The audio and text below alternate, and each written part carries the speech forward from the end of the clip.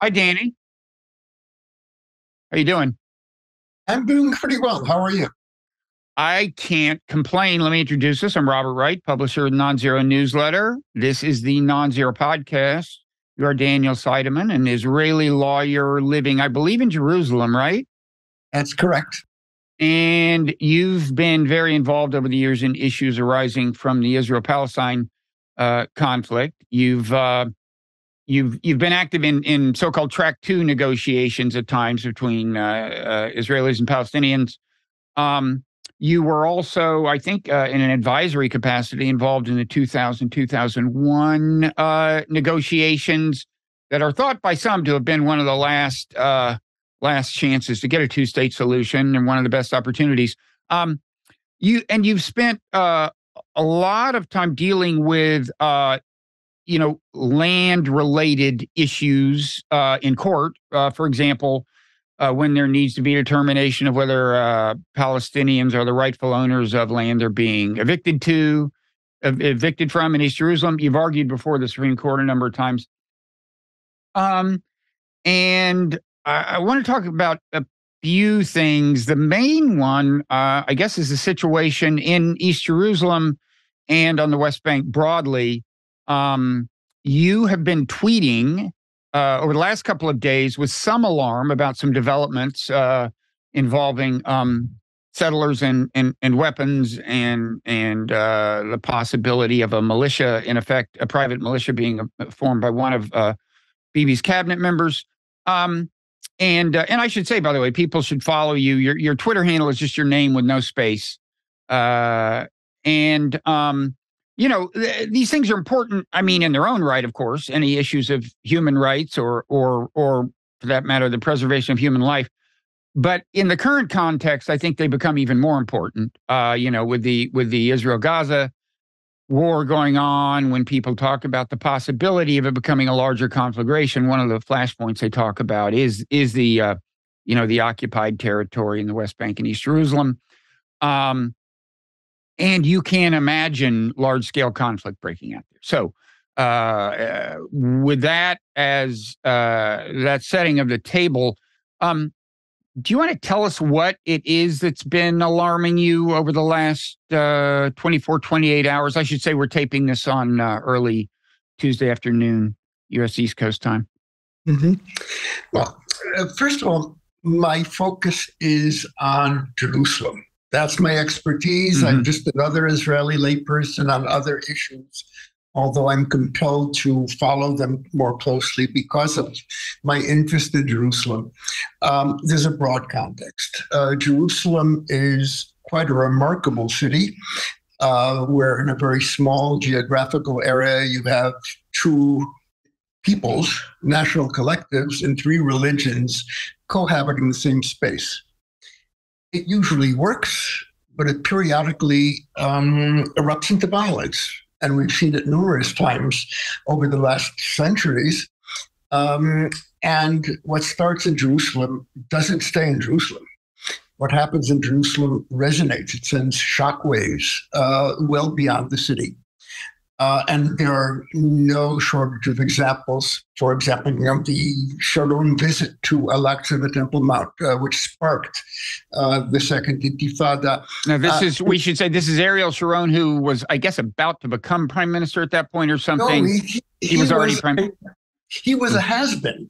He was trying to save his career. His visit sparked the Intifada, which destroyed Ehud Barak's career, and one of the ironies of history, Ariel Sharon replaced him. So this was part of his path as opposition leader to become a prime minister again. Jerusalem has a reputation of being nitroglycerin. Any random bump in the road will cause it to ignite. That's not accurate. There are things that tend to destabilize the city. And perhaps I can give you the latest example prior to the current war in Gaza. And that's can I interrupt just a second to give people a little bit of background about the relationship between East and West Jerusalem? I think you're talking about Jerusalem broadly. East Jerusalem was not part of Israel before 1967. some people, I gather it's a matter of ideological preference, whether you refer to it as part of the West Bank or not. But under standard interpretations of international law, it is, I think, occupied territory, like the West Bank more broadly, although Israel has done a kind of annexation or quasi-annexation unilaterally of East Jerusalem. Is there anything you want to say to just make any of this clearer? Jerusalem between 1949 and 1967 was a divided city. Actually, it was two cities. It was an Israeli city, and it was a Palestinian city ruled by Jordan. Mm-hmm. It was a Berlin-like divided city, and it was two cities, both of them homogeneous, one Israeli, one Palestinian. In 1967, rather unexpectedly, we took the West Bank and the old city itself, and 2 weeks later, we annexed it. Now, that is an annexation that is not recognized by any other country in the world. Even Trump didn't recognize it. So today, Jerusalem is a very binational city. Two homogeneous cities in 1967 is now one large binational city, which is divided in more ways than I can possibly mention. But the most fundamental way is that the Israeli population, 60% of the city, have political rights. They're citizens and the right to vote in national elections. The Palestinians are not. They have entitlements, but they're alienable. Citizenship is inalienable. They can be taken away. And they do not have the right to free political expression. Most people in the world will call that occupation. I call that occupation. Official Israel contests that. But that means that the occupation of East Jerusalem is at the epicenter of the Israeli-Palestinian conflict. And if that were not enough, the most contested site maybe on the planet is the Temple Mount, Haram al-Sharif, Al-Aqsa, and even the terminology used can get you in trouble. And that means that Jerusalem is the focus of devotion of billions of Muslims, billions of Christians, millions of Jews. You have an old city, which is 1 square kilometer. You guys have malls in the United States that are bigger than that. And in that limited space, you have the 3 incompatible narratives of Judaism, Christianity, and Islam, like tectonic plates of the West and the Arab world crunching up against each other. And it's remarkably stable most of the time, but when it's not stable, it is very dangerous. Okay. So thank you. And I interrupted you. You can proceed to fill us in on recent events.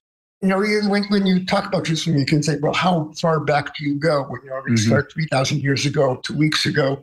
For this conversation, let's go to the previous round of violence with Gaza in May of 2021.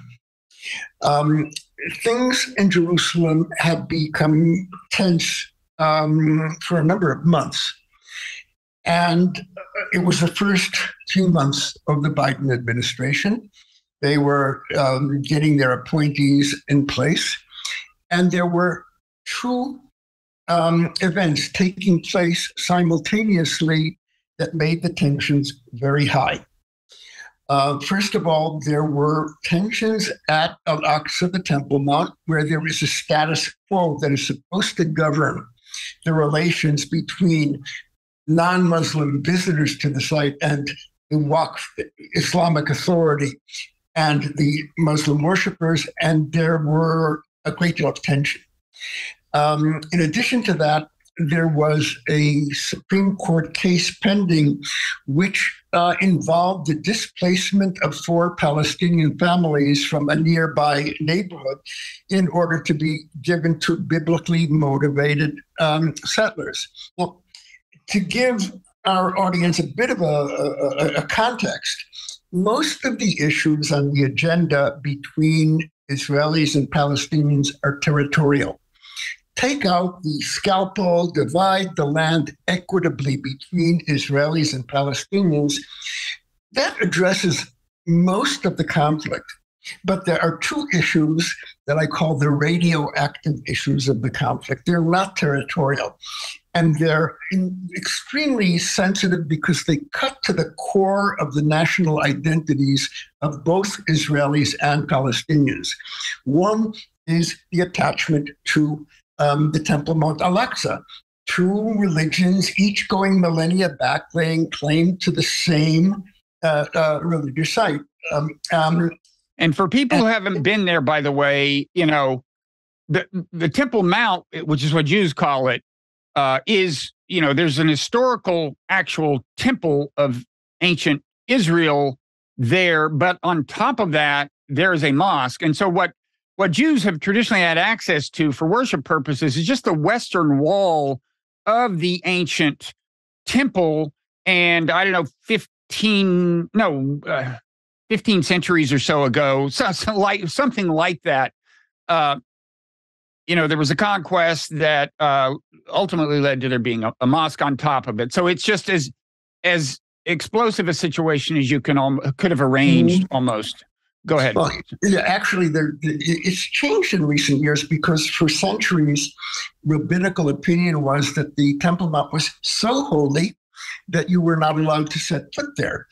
And until the middle of the 19th century, it was not open to non-Muslims. So it wasn't a contested site because people were not laying claim to something practical. In the wake of the 1967 war, especially with the settlement movement, increasing numbers of rabbis and Jews use this as a triumphalist statement. So it is extremely tense.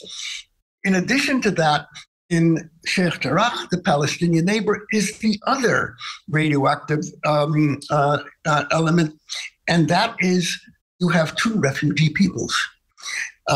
Every Jewish family is a refugee family, a generation or two generations back, and every Palestinian family is a survival of the Nakba, of the large-scale displacement of Palestinians in 1948. So in the identities of both people, the core identities, the Jewish people would not be the Jewish people were it not for Jerusalem, and the Palestinian people would not be the Palestinian people without Al-Quds, Jerusalem. It's part of our identity. And the fear of displacement is one of the core fundamentals of Palestinian national identity, which we are witnessing today as a result of the war in Gaza. And there's a corresponding fear that's very much part of Jewish history, right? Which is annihilation, right? Annihilation, displacement, and in the first half of 2021, people were tinkering with both of these at the same time. Fear of displacement in Sheikh Jarrah, an erosion of the existing arrangements, and we could see this coming, and we were sending out warnings. We try not to be alarmist, but we saw this, and it didn't work. There was a round of rockets that were fired in the direction of Jerusalem in the wake of one of these triumphalist marches, and there was a very serious round of violence.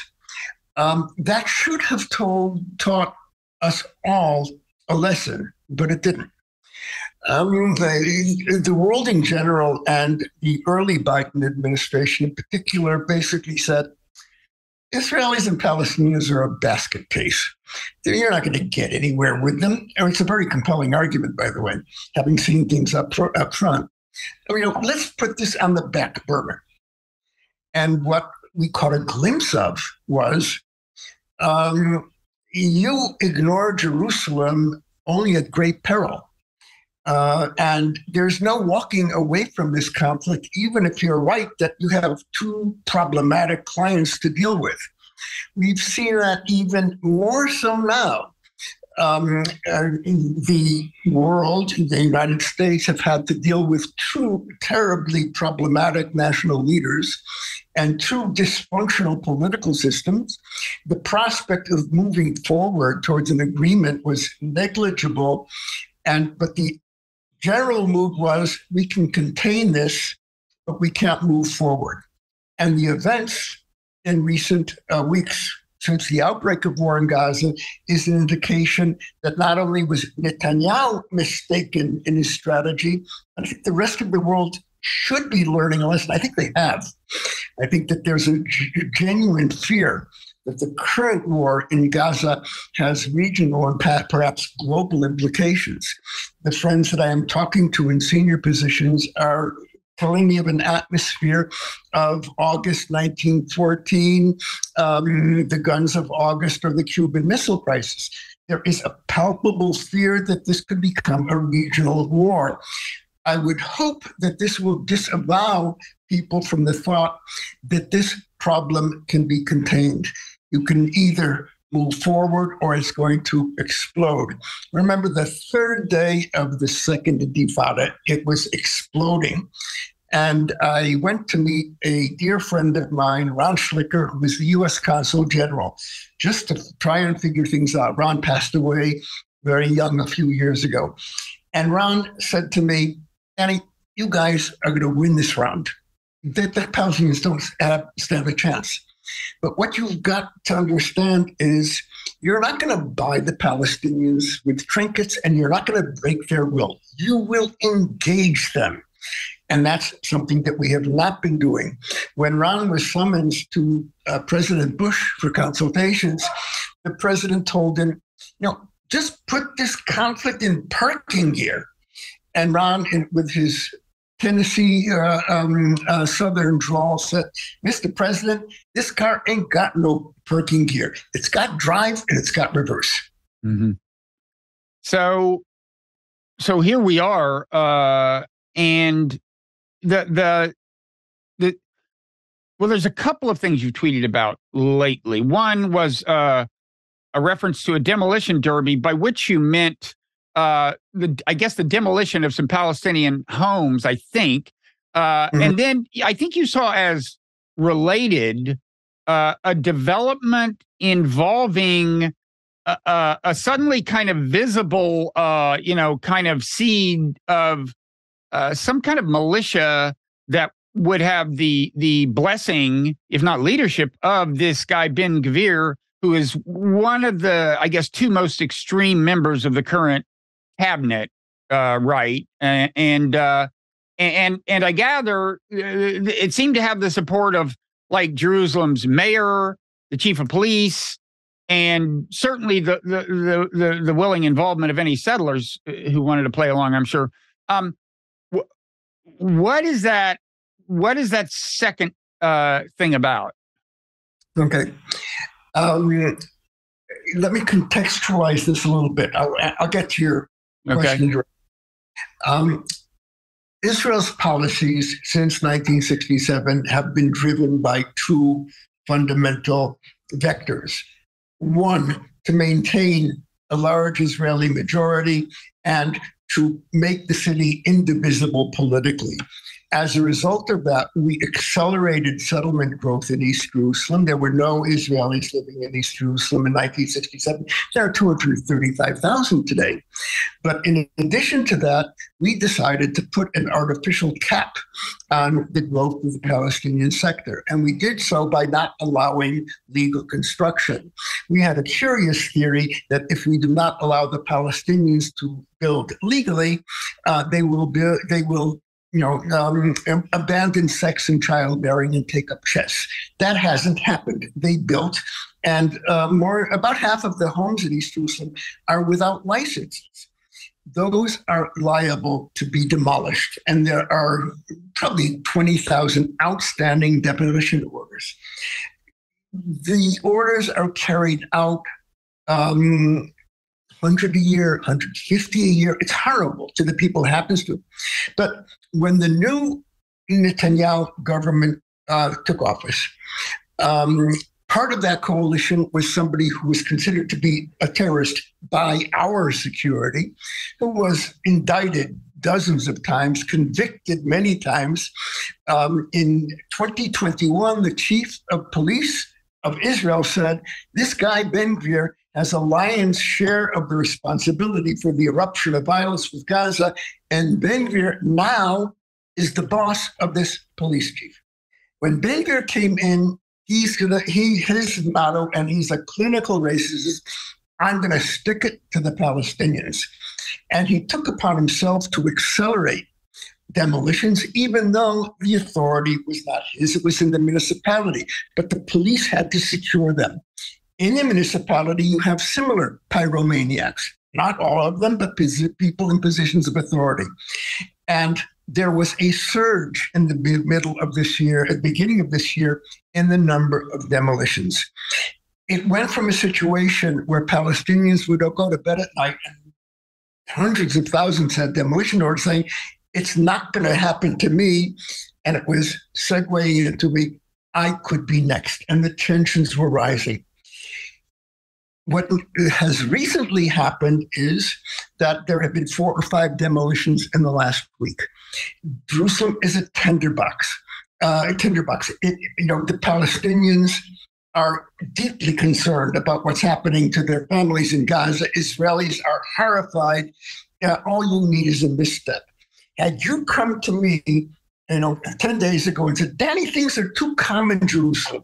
What one thing could we do in order to cause an explosion? I would have said, have you considered home demolitions? That should do it. It's an act of colossal irresponsibility.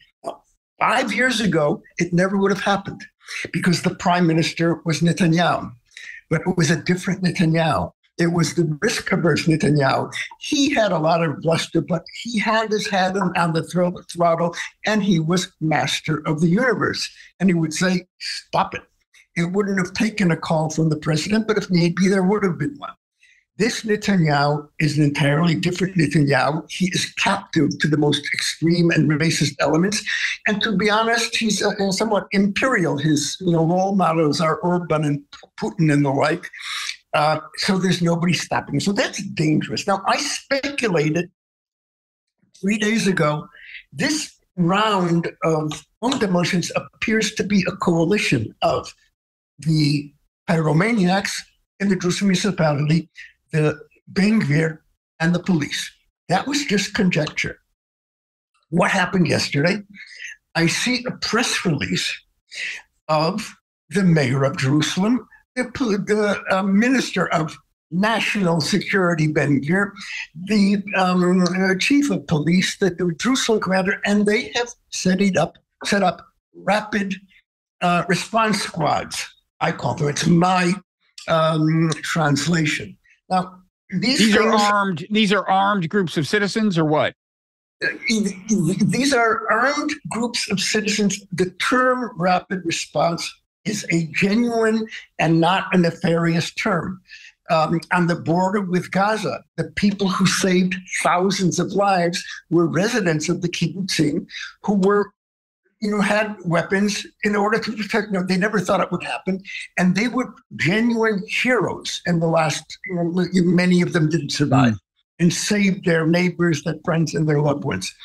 This is part of a scheme by Ben-Gvir to hand up arms to everybody, to arm all of the Israelis, none of the Arabs. So much so that 3 days ago it was reported that the administration had expressed concern about U.S. weapons being used in this fashion, and it was a very sharp statement. What we saw yesterday was the creation of these squads in Jerusalem for Israelis only, under a minister who is intentionally trying to stir up trouble and to cause havoc, with a police department that has become regrettably more violent in recent years altogether, but they are being inspired by the darker side of the Israeli government, and every policeman has a darker side. This is basically the creation of a private militia run by an ultra-nationalist minister. It's the equivalent of handing over the National Armory to the National Rifle Association, to the NRA, and giving them police powers. It's chilling. and very dangerous. And I assume there's no doubt that Ben Gvir, the cabinet member who's doing this, he would like to see East Jerusalem and the broader West Bank ethnically cleansed, right? I mean, he would like all the Palestinians to leave. Is that pretty much an accepted fact? He probably would have said as much in the past. He's more cautious with his words now. But prior to the war in 2021, he moved his parliamentary office to the area that was contested in Sheikh Jarrah in order to inspire intercommunal conflict, and he was successful. Mm-hmm. There are many of his colleagues who say the quiet part out loud, and that is a convulsive war is the opportunity for a second Nakba, the mass displacement of Palestinians. There are attempts to do so by violent settlers in the West Bank. One of the curious things is that the people who say we are in favor of a second Nakba don't recognize the existence of the first. They say, oh, we didn't do that, but we're going to do it again. Mm-hmm. So that could, I guess, get pretty horrific. And already on the West Bank, there is an increase of this kind of thing, right? There is, I've seen reports lately. Well, the New York Times says that, the number of confrontations on the West Bank has doubled over the last 3 weeks. But I also saw on Channel 4, Britain's Channel 4, a report about actual ethnic cleansing. Settlers going to Palestinian villages and saying, get out within 24 hours or we're going to kill you. Some of the Palestinians do leave, some don't. But this is actually starting to happen more broadly in a way it wasn't happening, or at least to an extent that it wasn't happening 6 months ago, right? Okay. First of all, I have to make a distinction between occupied East Jerusalem and the occupied West Bank. Okay. I have to tell you that East Jerusalem has been much calmer and quieter than people expected, and we feared much worse. At the moment, there's a very tense calm.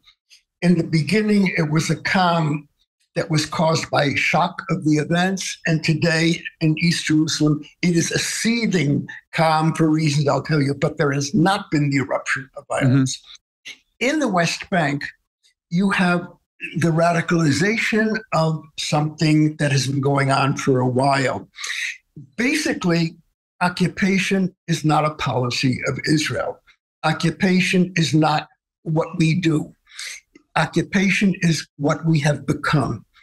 The DNA of occupation has been spliced into all of the mechanisms of Israeli governance in the West Bank. When I served in the army, and I served in the army for 5 years, I was in occupied territory.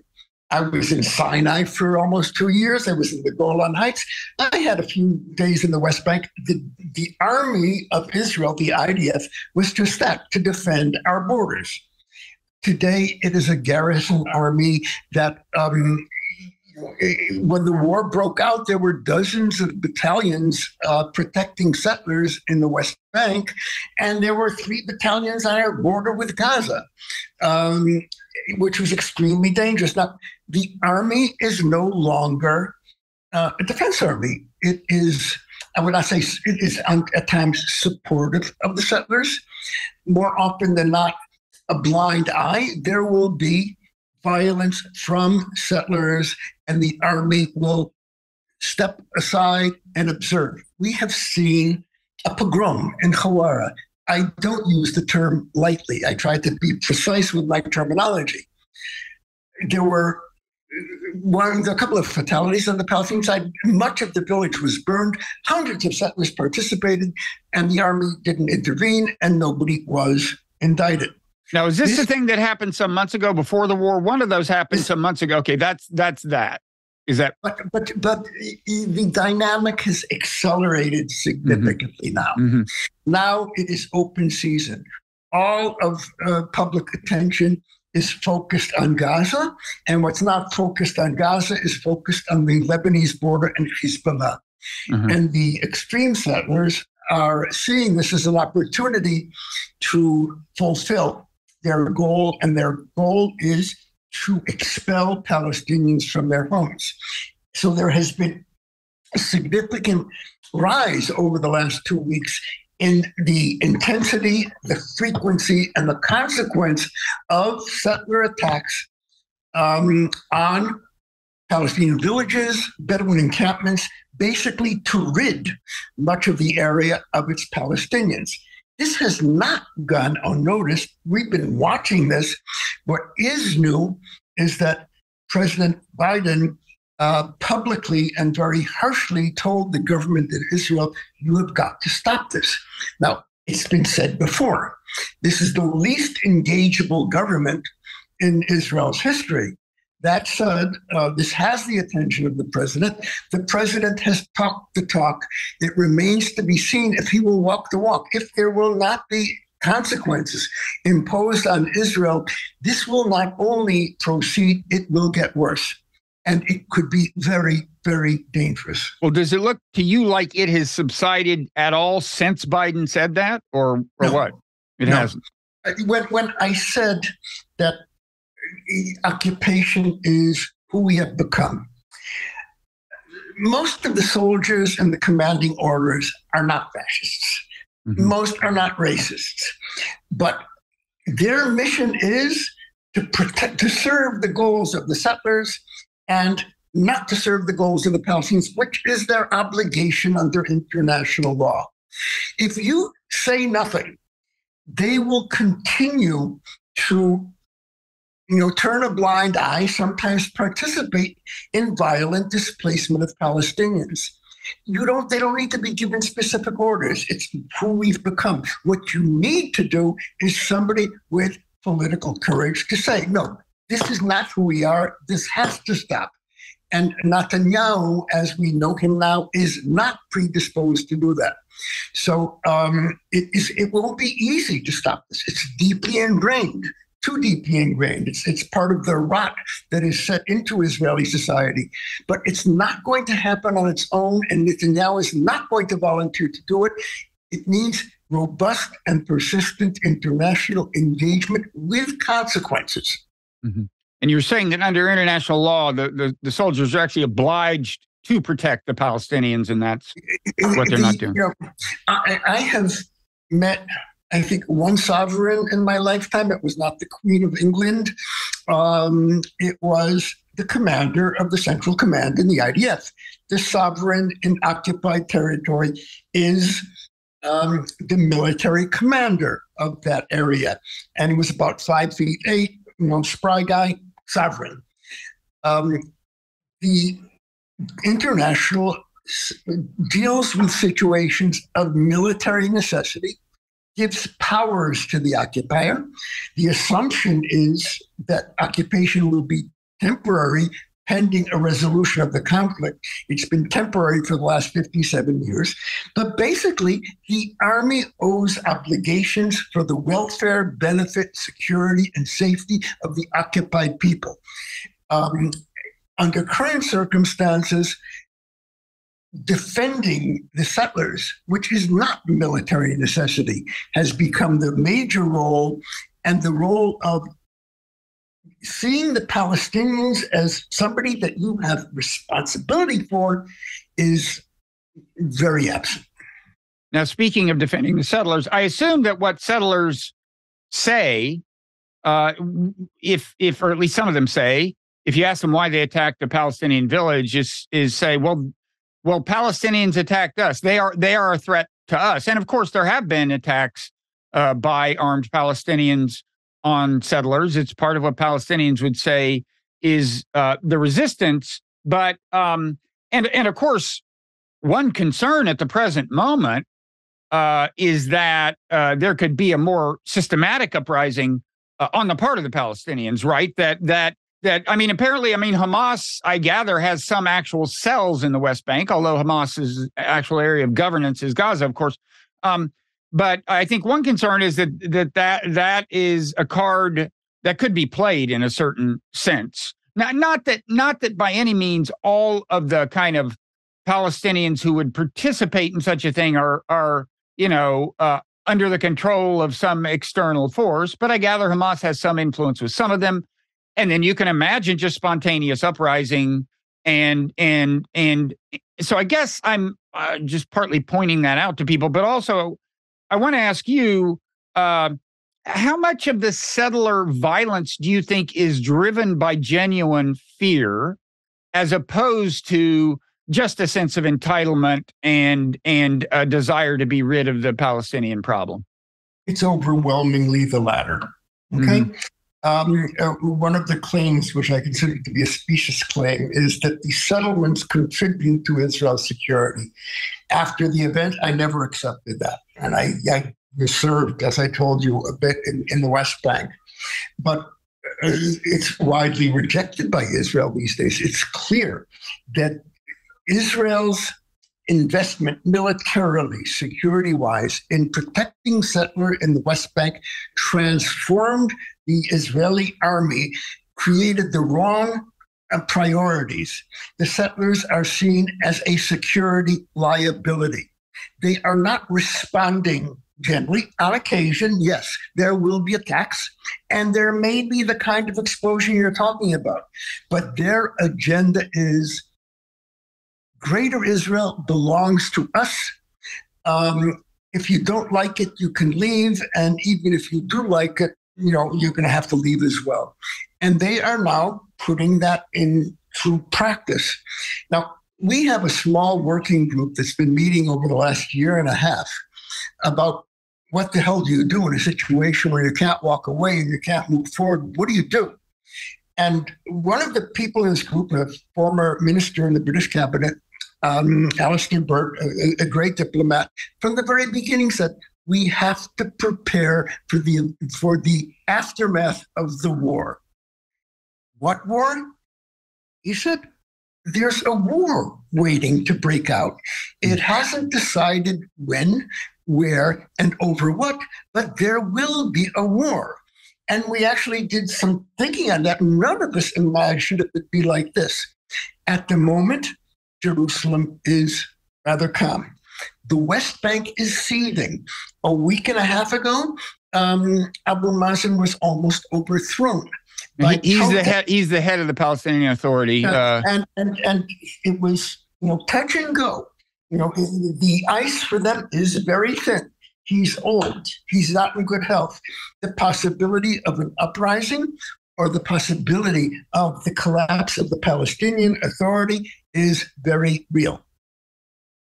And the Palestinian Authority, I mean, from the point of view of the kinds of Palestinians who would like to overthrow him, the Palestinian Authority is just an instrument of their oppression. In other words, they do some of the dirty work so that the IDF doesn't have to, in terms of maintaining control of the West Bank, right? The Palestinian Authority was set up to be an embryonic government of Palestine during the period of negotiations. The negotiations were not pursued in earnest. They failed. Israel was allowed to radically change the settlement and the whole terrain of the West Bank. And there haven't been negotiations for years.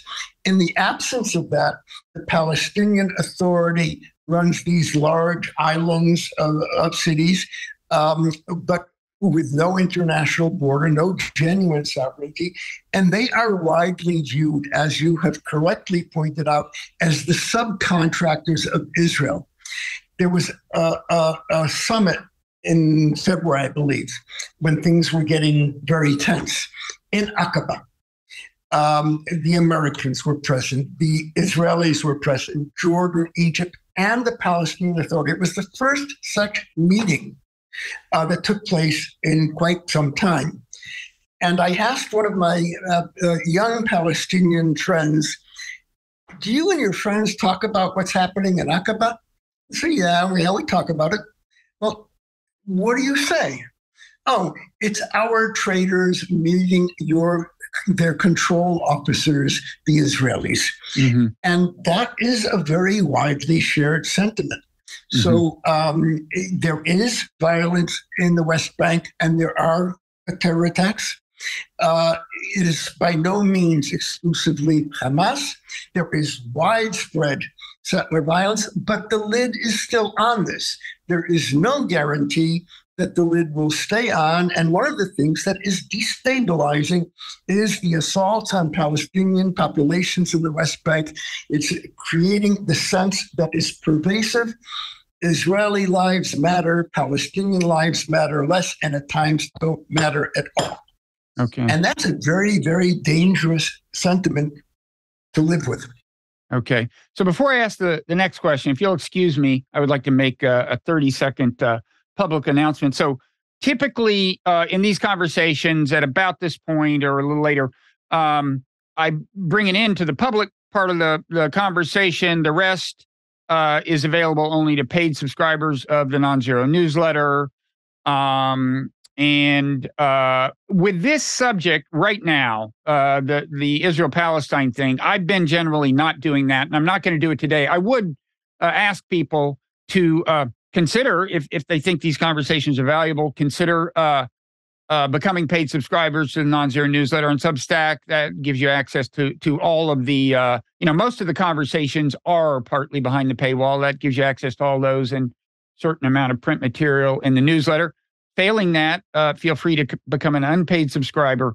And the other ways you can support us are, as you've no doubt heard from other podcasters, rate and review us on podcast apps or at Apple Podcasts. Smash the like button, as they say on YouTube, and so on.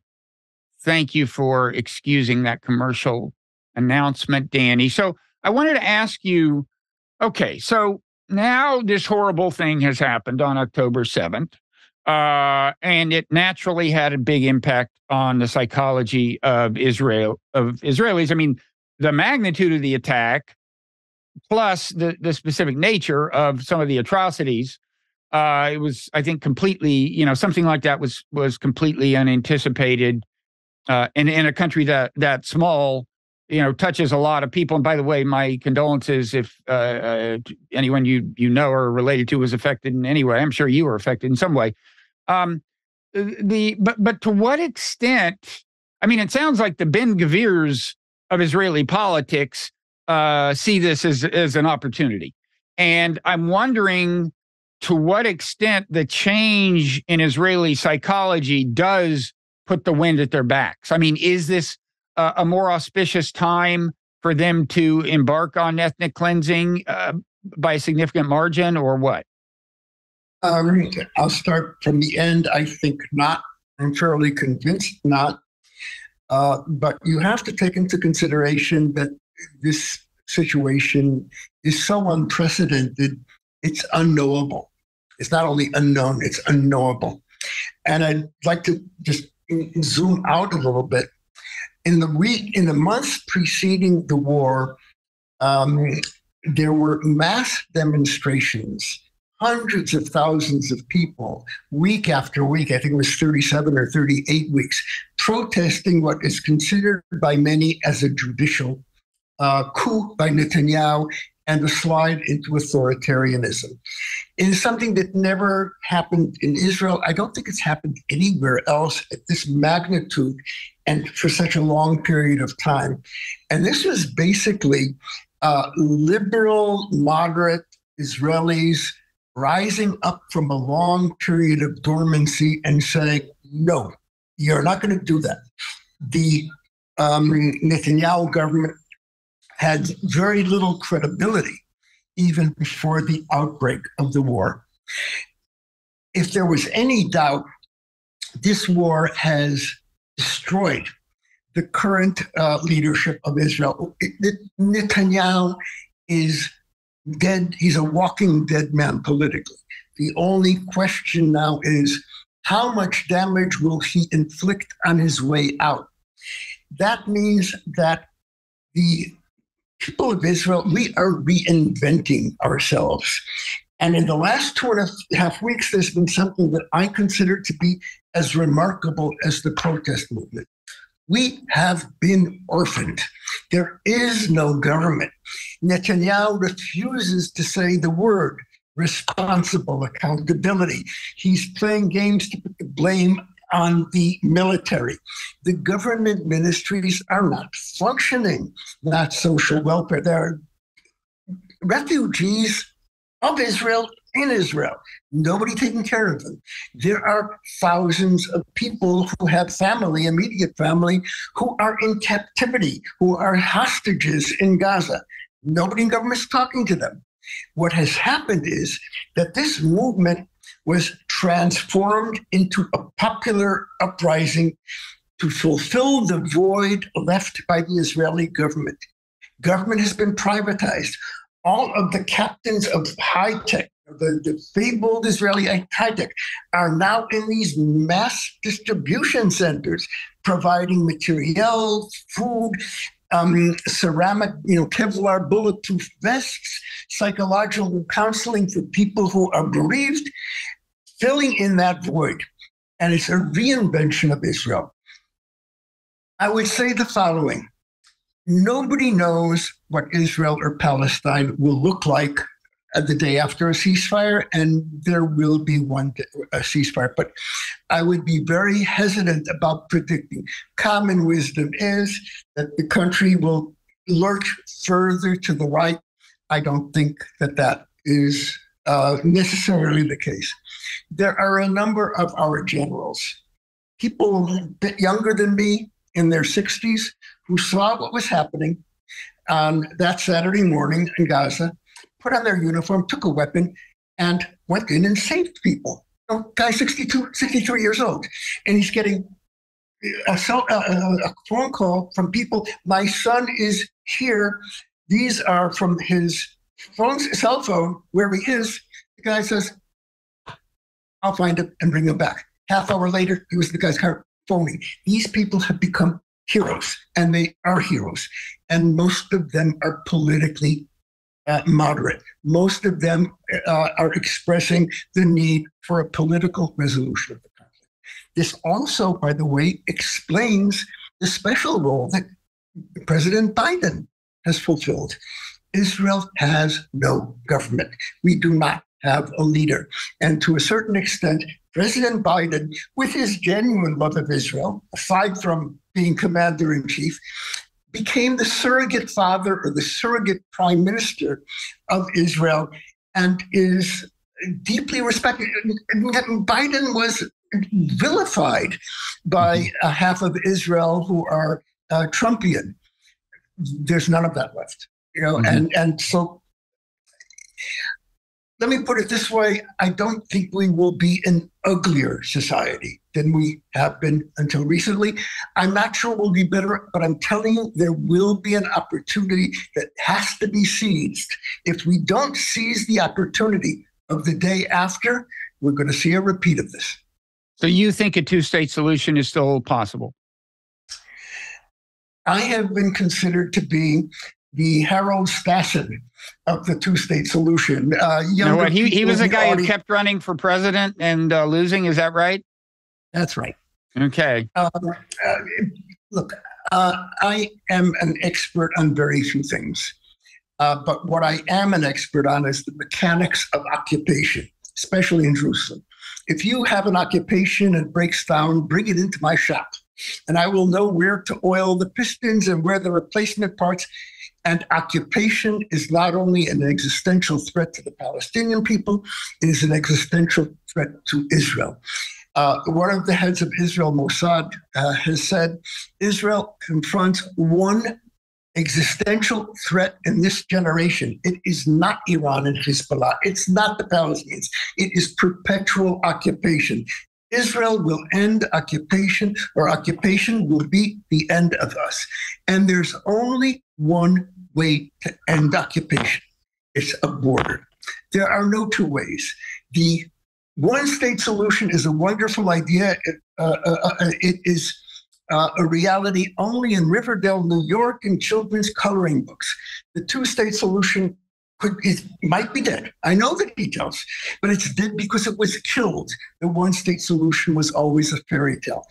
That which was killed can be resurrected.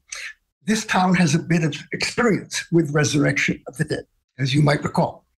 I think people are now realizing we can't continue, and the only way that this can happen is by means of proceeding to a two-state solution. Now, I don't believe that it is immediately possible. But I can tell you, a month ago, I said, I still believe that it is the only solution. I think it's inevitable. I don't think I'll live to see it. I no longer say that. I think that one of the achievable results of this horrible war could be a resumption of a political process, perhaps long, but the North Star will be a viable, independent Palestinian state, because failing that, we will just revisit this until we collapse. Okay, let me give you the case for skepticism, and then maybe you can fill me with hope in response. So I was in Israel, I don't know when this, 2010, 2011, and we visited the West Bank. Now, you probably don't remember, but I was part of a group that had breakfast with you. Now, I know you do remember, you and I did an event in New York, I think a couple of years after that we both recall. But I had actually, I was with Daniel Levy and some others whom you know well, I'm sure. And so he arranged this breakfast, and it was in the course of that visit. You know, they took us through the West Bank. We talked to the people in Breaking the Silence, you know, the veterans of the occupation force who have become critics of the occupation. And I came away thinking it was just too late for the two-state solution. And there were kind of two reasons. One was just to observe how the West Bank increasingly looked like, you know, scrambled eggs that it was too late to unscramble, right? Like more and more settlements, they're connected by these highways that the Palestinians aren't allowed to drive on. Meanwhile, the highways keep the Palestinians from visiting their near relatives a few miles away because they can't cross them and so on. It was just more and more of a mess. Settlers, even then, seemed to be, if anything, getting more militant.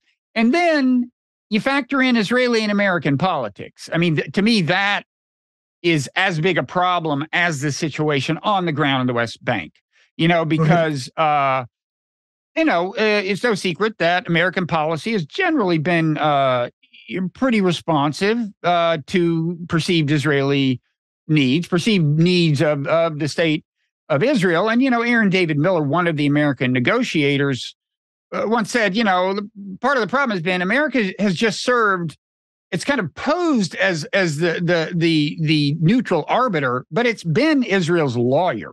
You know, all it does is it goes and says to Israel, "What do you want? What's your idea of a two-state solution?" And then and they tell them, and then America goes to the Palestinian and says, "Okay, here's what we want," you know, and you know, that is one reason that you know, Palestinians say that some of them will say what they were offered. You know, it's commonly said Palestinians were offered a state, they turned it down. Well, some of them will say, wait, was that really a state? I mean, when I think of a sovereign state, I think of something where you control your borders, your airspace. You can have as big a military as you want. You know, that's what sovereign states are. That was not on offer. And if you ask why was it not on offer, I think one reason was Israeli fear about what would happen if you really actually created a sovereign state. Now, I personally have an answer to that. I think I have an answer to that, that it's actually sovereign states, even if adversaries or enemies, are manageable in a way that insurgents aren't, okay? There's a much clearer dynamic of deterrence and so on. But that aside, I think, so if part of the problem is Israeli fear, well, after October 7th, I don't think that's going away. Right. So I think it was already a close to insoluble problem. And now one of the major sources of insolubility is intensified. That's okay, talk me out of that. I want to get cheered up, Danny. There are half a dozen things I have to talk you out of because it was quite long, but I'll try to remember. If I forget something, please remind me. I'll be happy to. Let's start with the questions. The two-state solution, alive or dead? Now, very often the answer is based on your ideology or your mood. You get up in the morning and the two-state solution is dead and you have two single malts and it comes back. I cannot give you the answer, but I can give you the definitive question, and it derives from things that you have described. We've been through 2 rounds of negotiations between the principals, between Arafat and Barak, Olmert and Abbas. We now know where the possible border is. 99%. It is, there was a gap between Israel and the Palestinians about the size of a land swap. Abbas, the Palestinians, saying 1.9%. Olmert saying, we know where it goes. And since we know where it goes, we know the following. How many settlers will have to be relocated in order to arrive at that border? When you were here, the number was 115,000 Israelis. 12, 13 years later, it is 200,000 Israelis. Now, what I'm saying is, if Israel, there are 700 settlers in the West Bank. If Israel has the capacity and the will to relocate 200,000 of those settlers, the two-state solution is alive. If we don't, it's dead. We have the capacity. We don't have the will to relocate one settler. We have a government that's devoted to making that impossible. That's number one. Number two, standing over the on the Mount of Olives not long ago with a very prominent member of Congress, a name that you are very familiar with, describing the radicalization that was taking place. And the congressman came over to me and said, look, Danny, I'm AIPAC. He's AIPAC-like. I'm AIPAC. But if you keep this up, in 5 years' time, you're going to be left with Pastor Hagee of the evangelicals and BDS. The center will not hold. We has taken for granted that we can act with impunity forever, and that we can defy opinion. We will always have the support of the United States and Europe. If I look at the events of the last few weeks, I'm fearful that we have lost the next generation, and we've lost it in ways that some of them are promising. I think it's good for Israel to be accountable. Some of them are chillingly awful because the anti-Semitism is there both on the right and on the left. But it means that Israel is going to have to sweat in ways that we haven't sweated before in order to earn our support. All of this will clarify things. I do not think that there will be any serious move towards a resolution. There will, I hope, be a political process that gradually deoccupies the West Bank, does it gradually. But the goal is unequivocal, a viable Palestinian state, because nothing else is going to prevent another round of convulsive violence, even if it's in the distant future. I'm not sure that filled me with optimism on balance. I will say, I wish that congressman would say things like that in public, but I guess that tends not to happen. Let me tell you a story. About 7 years ago, I took 3 senators around Jerusalem. One was the late Senator McCain. One was Lindsey Graham, the real Lindsey Graham, or the whatever, another Lindsey Graham, and Senator Barrasso. It was a fascinating encounter. And, initially they were very suspect, but it turned into a very lively conversation. And at the end, it was a Shabbat afternoon, Senator McCain says, what do you want from us? And I said, look, you're not going to allocate funds in anything I'm interested in. You're not going to accept my political positions. I don't want the engagement of somebody I can convince in 3 hours in a Shabbat afternoon. But you're the member of the most prestigious club in the world. You're a senator. And you have allowed yourself to be bullied into positions you don't believe. I am asking you to do one thing. Make the conversation that we had here today in Jerusalem possible in Washington. Nothing more. I don't recall any of those people doing that. I'm not sure who the third one is, but I don't recall Graham or McCain making a step in that direction. You're 100% correct. But trust me, it's not only that supporters of Israel are feeling legitimately much more concerned. They're not able to support it. And there's something else. God bless Biden. He's the past. The young people are the future. And Biden has to consider the electoral impact of this. If he is too ignorant of Palestinian concerns and too supportive of unjustifiable Israeli actions, he will lose large numbers of votes among the younger voters. He has to take that into consideration. I think that is healthy for Israel. Yeah. I think they're starting to get that message a little, the Biden administration, about the younger generation, including the younger generation of Jews in America. At the same time, I mean, one thing that worries me is the way some of this activism is being perceived.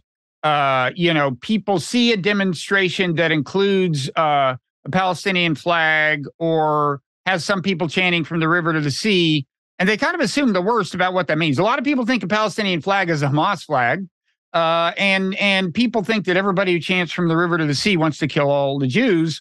My daughters have been to a couple of these ceasefire demonstrations along with like all their Jewish friends. Okay.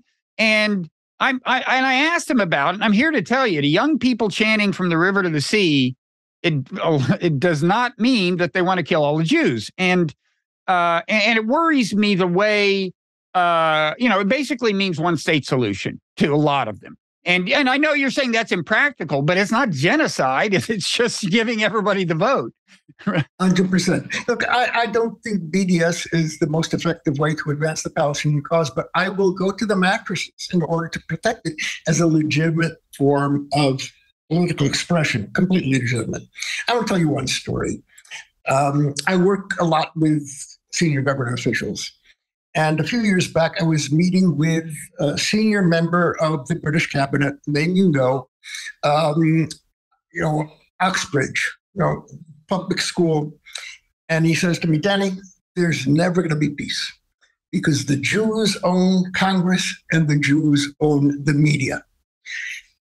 That was blatant anti-Semitism because it drew its imagery from centuries of Jew hatred that were dangerous for Jews. Now, had he said, I think that one of the major obstacles to peace is the inordinate influence of the Israel lobby on decision makers, politicians, and the media, I would have signed that or something close to that.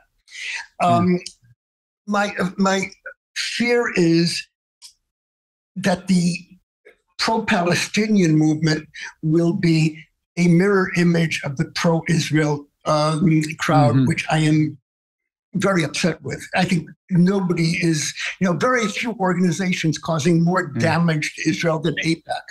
It is legitimate. You don't have to be vegetarian. You have freedom of speech, but there are expressions of anti-Semitism and they can be identified. And look, I live in Israel.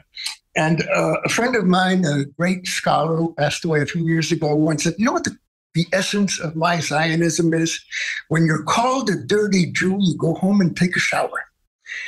I'm not exposed on a daily basis to anti-Semitism.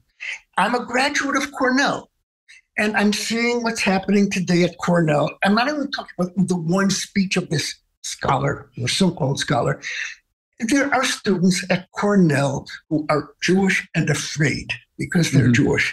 And I don't think they're being paranoid. So I certainly, and it's payback because we, as pro-Israel camp, have been using anti-Semitism as a ploy, a gimmick in order to stifle criticism. We've abused the term. I get that. But my fear is that the voices that are not anti-Semitic will, if not be drowned, will not be expressed properly. I don't think I'm responsible for secular violence. I'm trying to stop it, but we're in the same camp. Yeah. Can I change the subject a little and ask you about the October 7th attack? Do you have kind of a theory of the case as to what exactly Hamas's a kind of tactical or strategic objective was? I've heard different accounts, and I could go into them. But first of all, anything you want to say about that? Because I think you can certainly make the case that given all the atrocities, this did not serve the interests of the Palestinian people. Of course, you can also make the case that a lot of politicians don't really care about their constituents. So the fact that it doesn't serve the interests of the Palestinian people, if that's indeed true, doesn't mean that this isn't exactly what Hamas wanted. But I've also heard people say, that they didn't want the amount of blowback they've gotten, and they didn't actually expect the extent of killing that transpired on October 7th, at their hands. What's your theory? My theory is to listen to the people who are experts, because I am not. But I have an opinion, even though it's not based on expertise, and you alluded to it. They attacked because they want to destroy Israel. That's their goal. We shouldn't have any illusion about it. I don't say the same about Palestinian Authority or others. That they thought that the time was ripe because there was zero political movement, and force is the only language that Israel understands. And they had no problem or no compunction. They wanted to kill people. They wanted to take hostages, and they were exponentially more successful than they had wished for. Now, initially, they celebrated that. We have been spared a lot of the clips that you've seen. I just can't see them, of decapitated bodies being paraded through the streets. I don't want to see them. I want to hear about them. But that was not, something, accidental. On the other hand, today, seeing the horrific damage that is being caused, they did not expect, I believe, or I'm told, to be so successful as to warrant a mass incursion that is taking place at such horrible, unspeakable human cost. So that's the most convincing theory that I've heard, but I really can't stand behind it. Well, I agree with you that I don't think they wanted a response of this magnitude. There are people who are saying, no, don't you understand, Israel? You're doing exactly what they want. I don't think they wanted this. And I think, in fact, I definitely agree they wanted to take the hostages. And I think they thought that the hostages would be more powerful levers than they seemed to be for the time being. I mean, I remember when Israel exchanged like a jillion prisoners for one soldier, I thought, man, are you sure you want to set this precedent? I mean, this is like massive positive reinforcement for taking hostages. I think one thing Hamas thought is, look, if we've got over 100 hostages, we're really in the driver's seat. And I think that, coupled with them not anticipating maybe how widespread the atrocity would be, and maybe not quite understanding what just Israeli psychology, I think has led them to be surprised by the magnitude of the response. When I hear our ministers say, we're to be victorious, I say, what does it mean to be victorious? What does it mean in this context? What's your end game? Now, I don't know what the end game is, but I know that there are two perceptions of the immediate necessity of this war. Priority number one, Israel cannot afford to abandon, the 230 of its citizens. It can't do it. It is a breach of trust of the highest order. The major goal: return the hostages and pay whatever you need. You have had former ministers of defense, Shaul Mufaz, saying, take all of the security prisoners and give them back in exchange for all. There are those who say, look, if we do not punish and dismantle Hamas as a functioning organization, it can't be wiped out. We are only laying the ground for another war. Deterrence is a reality. And if Israel did not respond at all, we would already be at war with the Hezbollah in the north. This is a dangerous neighborhood. Now, a while back, I'm doing appearances in some of the Arab world, Saudi media. And I was offered an interview, and they said, well, one of the questions that we'll be asking you is, do you support the war? I said, I'm not going to do the interview. It's a legitimate question, but I don't have an easy answer for that. what is becoming apparent is that there are those who say you can have both. It's becoming more apparent that you can't have both. If you have a major operation that will be geared to incapacitate Hamas, you will likely be sacrificing the hostages. And if you sacrifice the hostages, you may well be limiting yourself to a very limited military operation. And the notion that you can have a little bit of both may be delusional. So I don't know. I do not think, another story. Well, several years ago, I was standing in the garden of the U.S. Consulate of blessed memory with an American general, Air Force general. Later went on to be one of the top people in the Joint Chiefs of Staff. And we were having a beer in the yard. And out of the blue, he's an Air Force general. He said, Danny, was the dropping of the atomic bombs on Japan a war crime? I said, well, I haven't devoted much thought. I said, well, I have. I think that the bomb on Hiroshima was justified. It saved hundreds of thousands of lives, as devastating it was. Nagasaki was a war crime. It wasn't necessary. Now, I was stunned. I never expected to hear that from a general. Look, I'm from the Vietnam War era. I've had cause to think about that. Israel has to respond militarily. It has to. On the other hand, you look at the devastation, it is inevitable that there will be civilian casualties. And the unthinkable question is, how can you carry out an effective deterring military operation with minimal civilian casualties? I don't know how to answer that. And I'm not sure there is an answer, and I'm torn over that.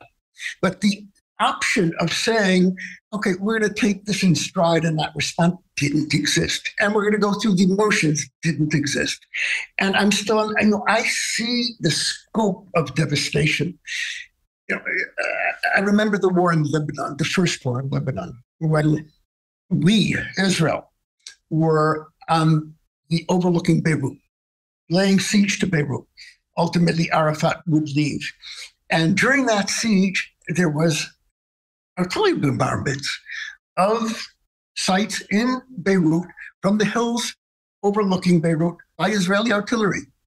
And my friend Avumburg, who later became the Speaker of the Knesset, said, what would you be thinking if those kids were Israeli? And it's very haunting. I cannot see the civilian casualties in Gaza without, what if they were my kids or my friends? Look, I am going through this war together with Palestinians. On the other side of town, there's a lot of places where there's bad blood, even in human rights organizations. No, we're working together. Well, I was asked by a major news network to talk about what it's like to be a peacemaker and a bridge builder. I'm nothing of the kind. I work. And I have Palestinian colleagues, and we're in constant contact several times a day. They're my eyes and ears to what's happening in East Jerusalem. I trust them. We check each other, and they trust me. And we don't talk about the horrors unless it's necessary, but when we do, we don't attribute bad faith to one another. We trust one another, and it's not touchy-feely. I can't, I know that they're scared for their families in the way, in the background here, I don't know if you heard it, the TV's on. And the TV's on because out of the corner of my eye, I have to see if there are missiles heading towards Tel Aviv. I'm in Jerusalem. We'll hear a siren. I have 3 daughters in Tel Aviv, and we have a family protocol. And the protocol is, if there is an air raid alert over Tel Aviv, we go into a WhatsApp group. Where are you? In the stairwell, in the shelter? Did you hear anything? Was it a hit? Was it an interception? And it's usually 5 minutes. They're relatively safe. What do parents of Palestinian kids who don't have homes, much less shelters? I can't imagine. And I don't have any answers for you, so please don't ask. Okay. How about well, let me make a statement then, and I won't ask, but I'll get you to respond. Leaving aside the moral issues associated with civilian casualties, there's just a question of Israel's own long-term national security interests. Like, I was looking at a picture today of these Palestinians. They seem to be kind of fleeing. It was in Gaza. And it was in the foreground were two kids who were maybe, I don't know, 8 or 9. And I thought, in 5 years, they'll be able to, they can hold guns. And like, every day of this is, the old question of whether you're not just creating the next generation of terrorists. I think there's a tendency, the idea of that eliminating Hamas solves the problem seems to me to misunderstand the full dynamics of the problem. An organization like Hamas cannot do what they did on October 7th unless they have a lot of people who hate Israel, at their disposal to serve as the soldiers, to serve as the militants, the terrorists, whatever you want to call them, but also to provide at least a baseline of public approval of what happened. I don't know how many people in Gaza supported it, liked it, whatever, but a group like Hamas will be stronger if there are more young people who are having experiences at this moment.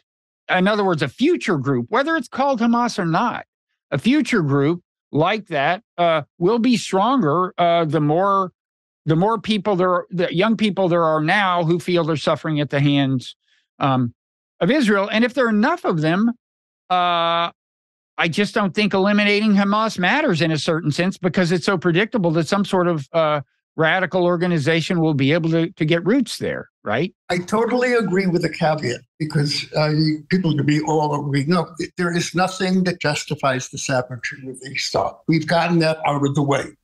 But when we observe things, the ultimate destabilizer is hopelessness.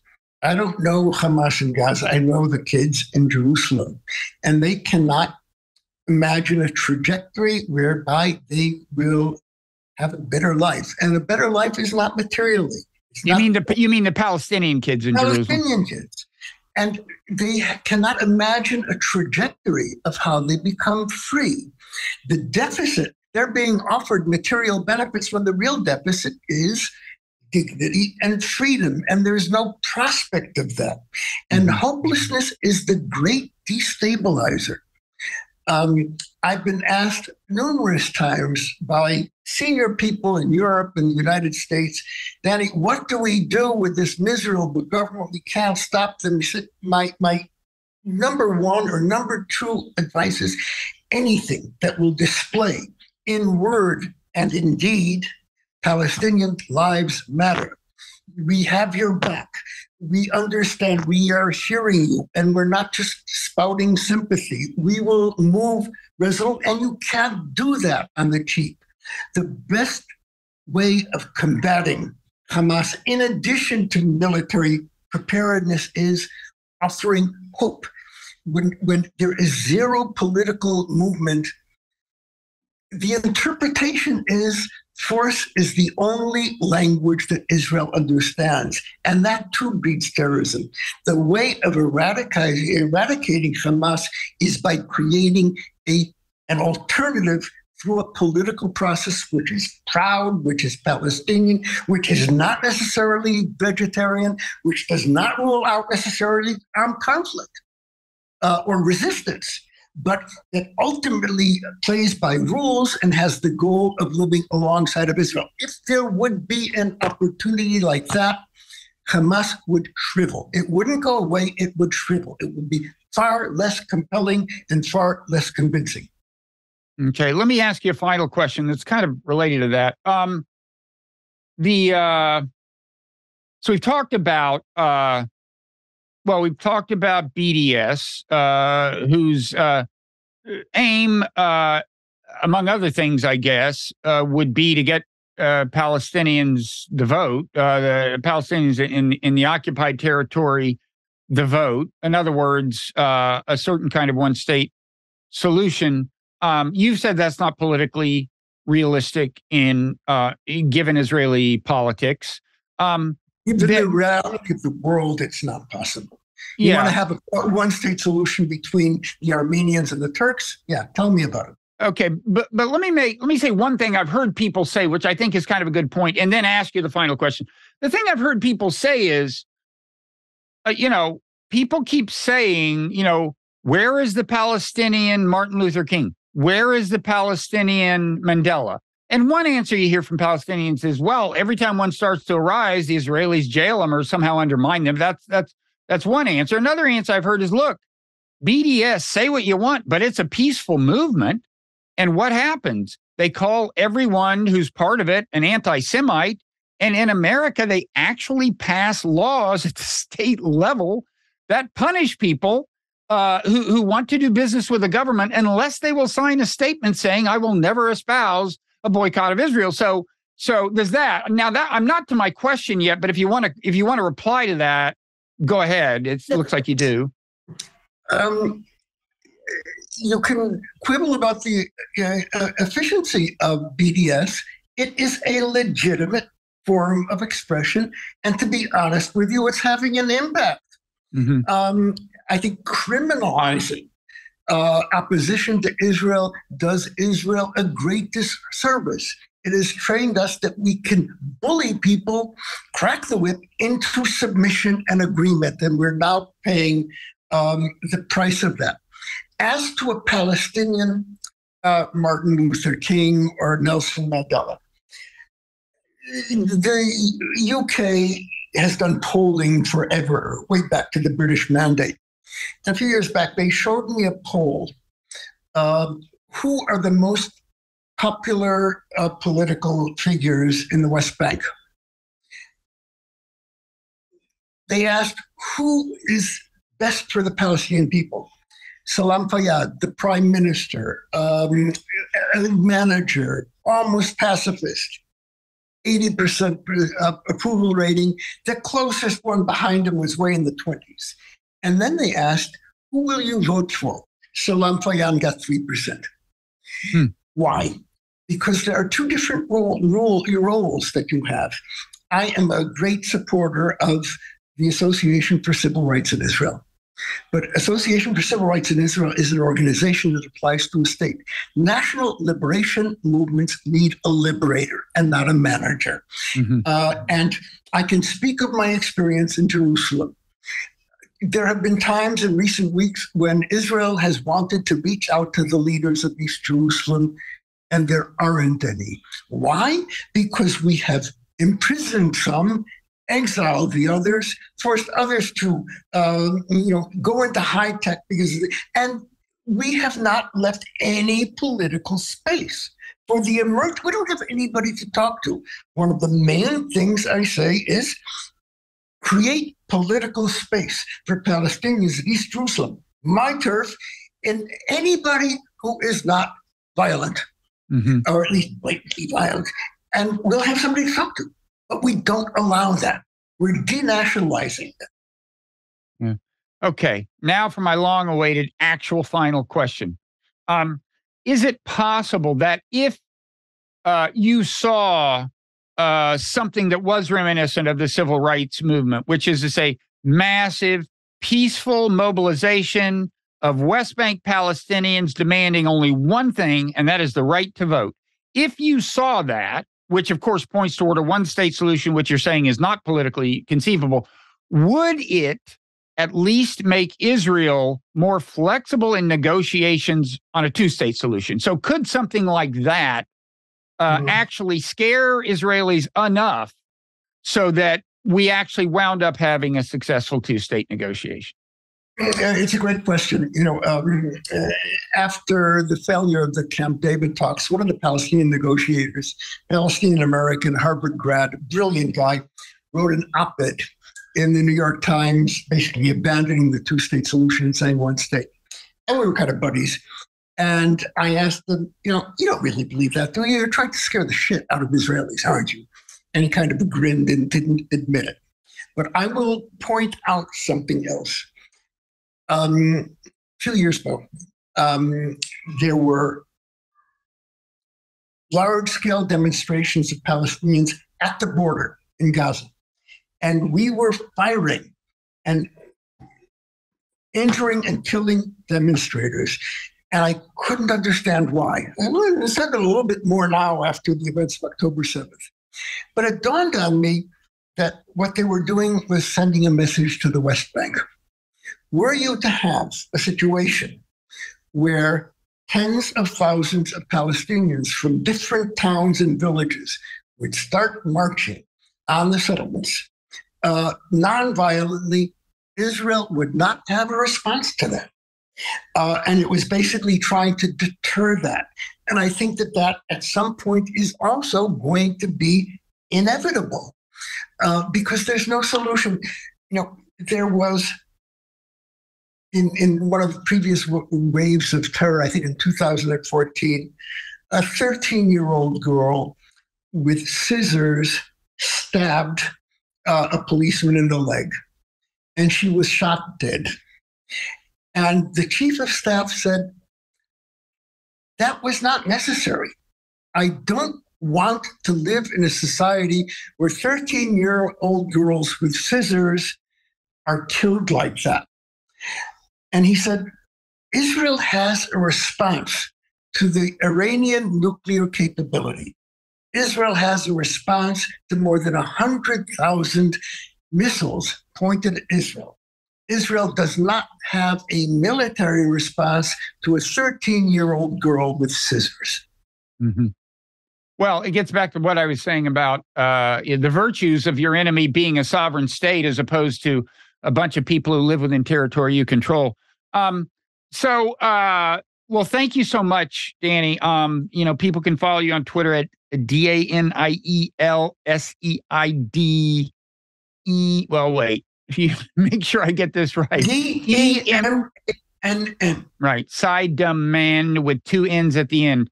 And I'm Robert Writer on Twitter, WRIGHTER. Is there any place else they should go to look for your work? You're quite active on Twitter these days, understandably. Yeah. I would follow Yehuda Shaul. Very perceptive. He's one of the founders of Breaking Silence. Mm. How do you spell that? Yehuda, YEHUDA, Shaul, SHAUL. Okay. 972 magazine. Right. You have to be really cautious. There are a lot of rumors out there. Verify, verify, verify. Yeah. Okay. Well, thanks so much, Danny. I hope things improve, even if it may not happen this week.